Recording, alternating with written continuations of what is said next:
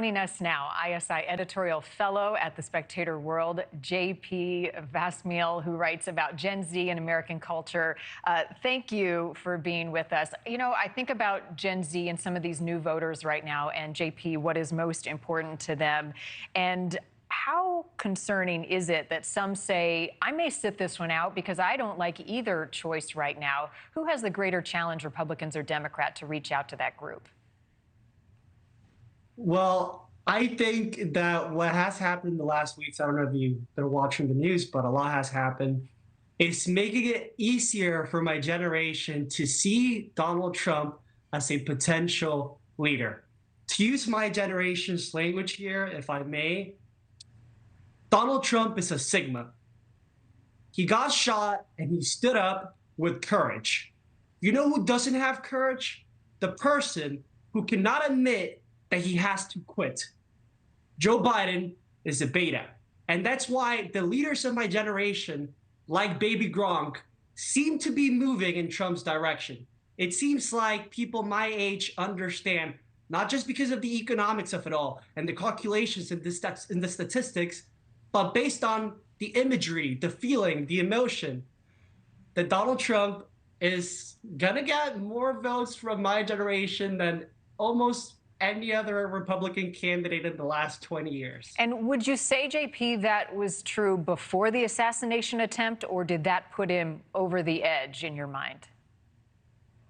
Well, in the last years, with Joe Biden as president, we've seen some progressives deeply dissatisfied with him, so they're not showing up for Biden, but not necessarily that means that they're running toward the Republican Party.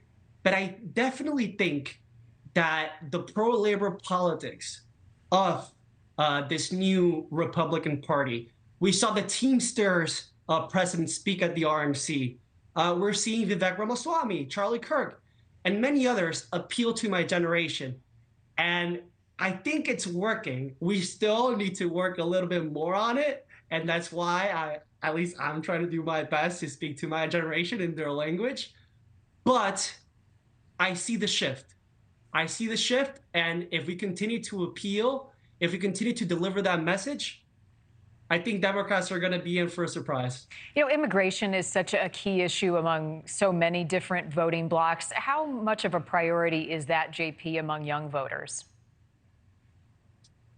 I think that young voters, at least, well, when I speak as a spokesman for young voters, I think we do care about immigration.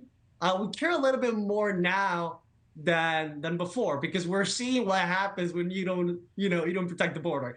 If I talk for myself and for most people my generation, I grew up when the first election I ever paid attention to was the election of Donald Trump. So when he talked about immigration, I wasn't really aware of like how bad things were. But now that I saw a safe border under Trump and an unsafe border, an unprotected border under Biden, I can see the difference, and I can see the impact on the day-to-day lives of Americans. I live in Washington, D.C., and I speak Spanish, Espanol, and I walk around and I listen to so many Venezuelans. I grew up in Venezuela for a large portion of my life. And at times I go like, wait a second, like, are these the migrants crossing the border? Are they here in D.C.? Because from 2 years to now, there's so many more, and they're not following traffic laws. They're on their mopeds.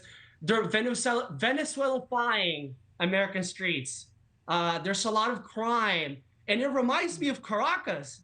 I lived in Caracas, and I was never mugged. No one ever tried to steal from me there in Caracas. But now in the capital in Washington, D.C., I've had 2 encounters with criminals. Yeah, safety an issue. Hey, listen, I'm out of time, JP, but Gen Z, you are our future. We have to listen to you, and that includes those at the top of the ticket. It's been fun chatting with you, all right? Thank you for watching. Go to newsnationnow.com to find NewsNation on your television provider, and don't forget to click the red subscribe button below to get more of NewsNation's fact-driven, unbiased coverage.